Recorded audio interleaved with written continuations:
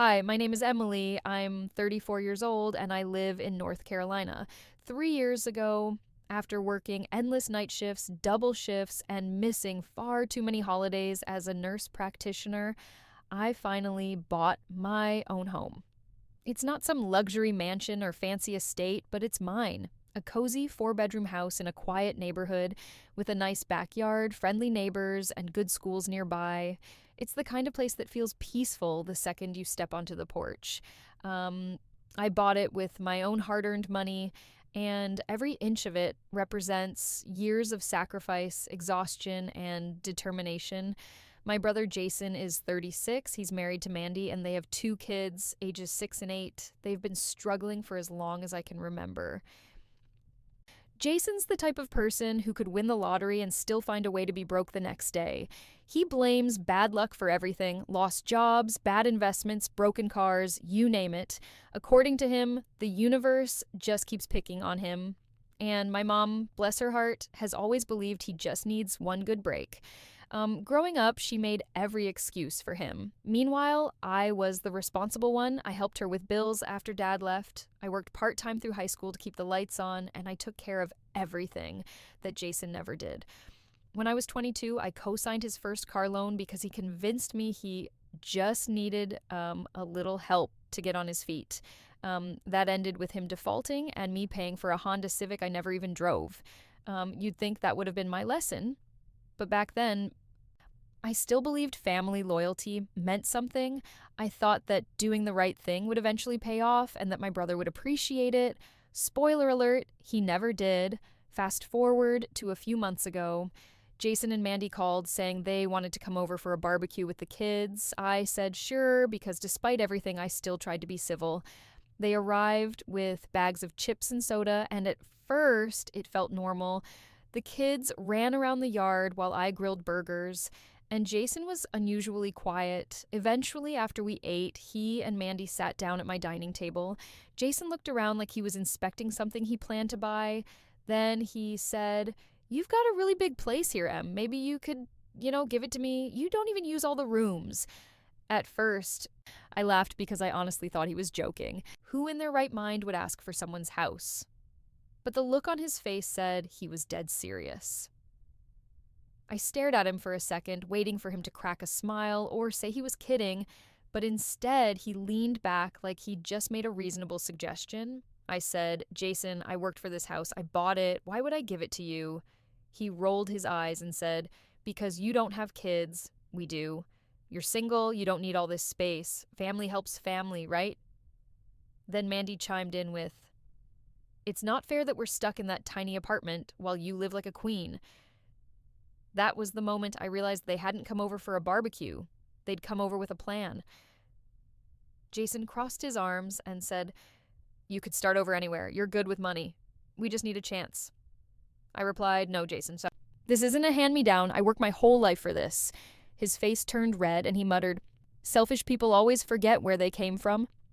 Then he stood up, grabbed his keys, and stormed out with Mandy following close behind, muttering something about childless people never understanding. The next morning, my phone rang. It was Mom. She said, "Emily, honey, Jason told me you refused to help him. You know they're struggling." I took a deep breath and said, "Mom, he didn't ask for help. He asked for my house." There was a pause on the other end, and then she said, "Well, maybe you could let them stay there for a while, just until they get back on their feet." I replied, "Absolutely not. This is my home. I worked for it. I can't just give it away." That's when she sighed and said, I just wish you were more like your brother. He has such a big heart."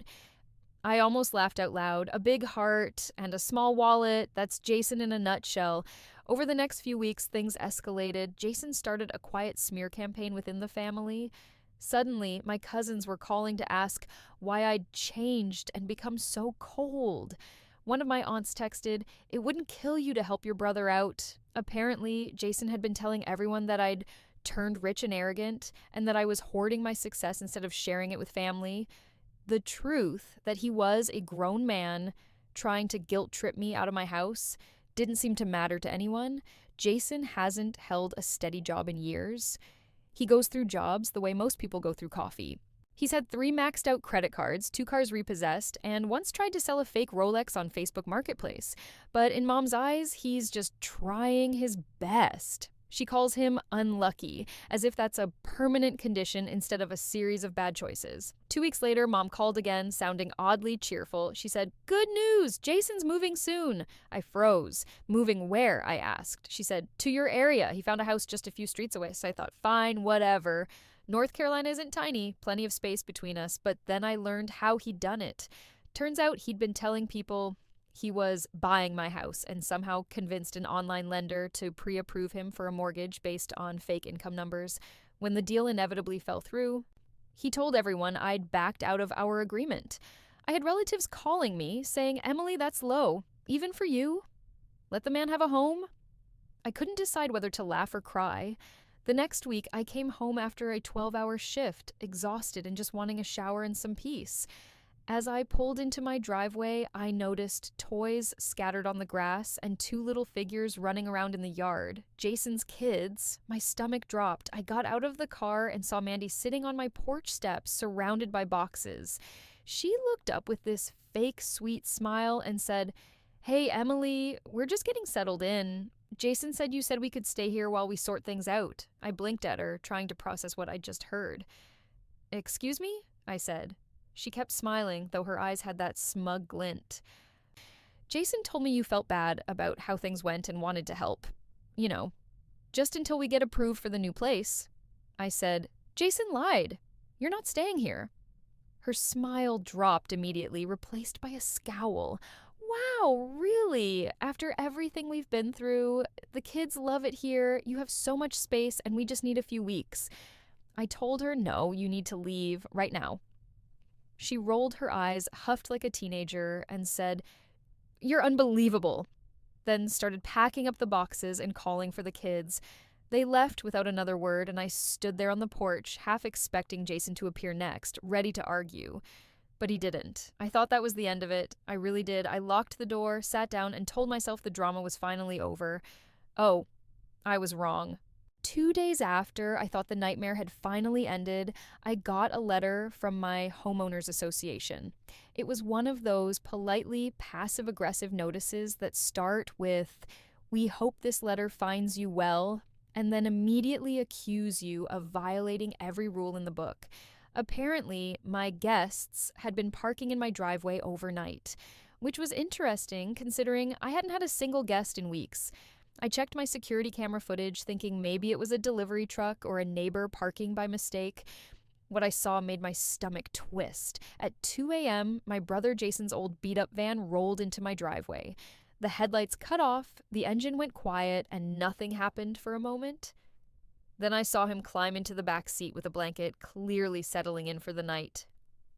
Around dawn, the van started again and pulled away like nothing had happened. It wasn't a one-time thing either. The footage showed the same pattern for 2 nights straight. He had been sleeping in my driveway. I couldn't even wrap my head around the level of audacity it took to do that. He'd been told very clearly that he wasn't allowed to stay at my house, yet there he was, turning my property into his personal roadside motel. I felt this mixture of disbelief, anger, and exhaustion so strong that I could barely think straight. The next morning, I decided to confront him. He didn't seem even remotely ashamed. He said, "Well, you wouldn't let us stay inside, so I'm making do." As if my driveway was public housing and I was just being unreasonable, I told him he had 10 minutes to move his van before I called the police. Of course, he didn't take that well. He immediately pulled out his phone and called Mom, putting her on speaker like I was some kind of criminal on trial. The second she answered, she started screaming through the phone, "You can't call the cops on your brother." She sounded horrified, as if I'd just announced I was planning to have him arrested for existing. I replied, calm but furious, "Watch me." Then I turned and walked back inside, locking the door behind me. That night, the van was gone. But of course Jason couldn't just move on quietly. The next morning, I woke up to a flurry of notifications on my phone. Jason had made a Facebook post. The opening line said, "Family means nothing when greed takes over." He went on to talk about how he'd been through hard times and how some people forget who helped them when they were down. He didn't mention names, but he didn't have to. Everyone in our circle knew exactly who he was talking about. The comments section was a parade of sympathy. His friends were posting things like, "You deserve better, man," and "Wow, your sister sounds awful." A few of our relatives chimed in too, mostly the ones who hadn't spoken to me in years but loved any excuse to play armchair moral judge. One cousin wrote, "It's sad when family puts money over love." Someone else said, "Some people need to remember where they came from." It was the same recycled guilt trip narrative Jason had been spinning since we were teenagers, and as usual, people were eating it up. For a few minutes, I considered ignoring it. I really did. I told myself it wasn't worth the energy, that people would believe whatever they wanted. But then I saw that he'd tagged our mother in the comments and she'd liked the post. That was the last straw. I'd been quiet long enough, and at that point, I was done letting him twist the story to make me look like the villain. So I gathered receipts, literal digital receipts. First, I took screenshots of the text messages he'd sent me asking if I'd give him the house since I didn't need all that space. Then I added the follow-up messages where he'd guilt-tripped me for refusing. Next, I attached a copy of the loan document from the old car he defaulted on, the one I'd paid off for him. And finally, I included the letter from the HOA about his van in my driveway, along with a still from the security footage. I compiled them all neatly and wrote my own post. It started simple. "Since my brother has decided to publicly rewrite history, here's the truth." Then I laid out everything: how he'd asked me for my house, how he'd harassed me after I said no, how he'd been sleeping in my driveway, and how he'd turned our mom and half the family against me for refusing to be taken advantage of yet again. I didn't add insults or dramatics. I didn't even raise my voice. I just presented the facts in order with proof. Within minutes, the notifications started rolling in. People who'd commented on Jason's post went suspiciously silent. A few even untagged themselves. One of his friends messaged me privately saying, "Wow, I didn't know all that. That's messed up." A cousin who'd called me selfish earlier suddenly liked my post but didn't say a word. The hypocrisy was almost comical. Jason didn't respond right away, but I knew he'd seen it. He always checked everything I did online. He'd probably been staring at it, seething, trying to figure out how to spin it again. The comments on his original post began to die out. A few people quietly deleted theirs. The silence from his side of the family was deafening, the kind that only happens when people realize they've picked the wrong side. For the first time in weeks, I felt a sense of calm, not because I'd won, but because I'd finally told the truth. I didn't need to justify myself anymore. That post got over 100 likes from mutuals who suddenly went very quiet in his comments section. Months passed, and the silence from Jason was nothing short of blissful. For the first time in years, I wasn't waking up to guilt-laced phone calls from mom or random family members trying to mediate. My life finally started to feel normal again. I poured myself into work, picked up extra shifts at the clinic, and even took a weekend trip to Asheville just because I could. The peace that came with cutting off chaos was something I didn't know I'd been craving until it settled in. My house was quiet, my garden was thriving, and my evenings were spent with a glass of wine instead of a bottle of Advil. It was perfect. Jason was like a storm that had finally passed, leaving only debris that I'd slowly cleaned up piece by piece. Our last public blow-up on Facebook had done more damage to his reputation than I expected. A few mutual friends quietly unfollowed him, some relatives stopped entertaining his sob stories, and even mom had toned down her lectures about being more compassionate. I knew that probably wouldn't last forever, but I was happy to enjoy the temporary peace while it lasted. Winter rolled around, and with it came tax season, the time of year when Jason historically turned into a financial contortionist. He had a habit of finding creative ways to get money, usually involving schemes that barely skirted legality. I should have known he'd resurface then, but I honestly thought he'd burned enough bridges to stay gone. I was wrong. One evening, as I was finishing up some patient reports, my phone buzzed. It was Jason. I stared at the screen for a while, half tempted to ignore it, but curiosity won. I answered, prepared for anything, and yet somehow not prepared enough. He started out calm, even friendly, like nothing had ever happened. He said he wanted to reconcile, that he'd been reflecting and trying to get back on track. It sounded rehearsed, like something he'd practiced in the mirror. I waited for the catch, because with Jason, there was always one. Sure enough, he shifted gears into what he really wanted. He said he'd been doing his taxes and had come up with an idea that could help both of us. His plan was that I'd claim his kids as dependents on my tax return so I could get a little refund boost, and then he'd split it with me. At first, I thought I'd misheard him. I laughed, thinking it was a dark joke, but then he said it again, completely serious, explaining how people do it all the time and how the government owes hardworking families like his. I felt my jaw tighten as I realized he wasn't kidding. He was genuinely asking me to commit tax fraud for a few $100. I told him that was illegal and he brushed it off like I was overreacting. He said, "You nurses make so much money. You can afford to help family." That line hit me like deja vu. It was the same manipulative, entitled tone he'd always used, the same one that had cost me thousands over the years. He always framed it as me being selfish for not enabling him. It wasn't about needing help. It was about control, about making sure I was still playing the part of the responsible sister who bailed him out of his bad decisions. I'd spent years falling for that act, but not anymore. I hung up. Simple as that. No lecture, no argument, no dramatic exit, just a quiet click and peace restored. A few minutes later, my phone buzzed again. This time it was a text from Jason. It said, "Fine, don't be surprised when Mom moves in with me someday." I stared at it for a second, then burst out laughing. The image of my mother living in his chaos-filled apartment while he tried to scam his way through life was so absurd it actually cheered me up. That one made me laugh out loud. Last month, my mom finally came to visit my house. It had been over a year since she'd last stepped through my door, and that was back when she was still firmly in Jason's corner, defending every ridiculous thing he did like it was her personal mission. For months, she'd refused to even talk about what happened.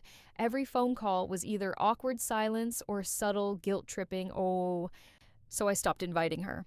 I figured if she wanted to see me, she knew where I lived. And apparently, one quiet Saturday morning, she finally decided to take that drive. When I opened the door and saw her standing there with a small bag of pastries and that uneasy look of someone trying to make peace, I felt a mix of surprise and relief. She wasn't defensive or huffy like she used to be. She looked tired, like reality had finally caught up to her.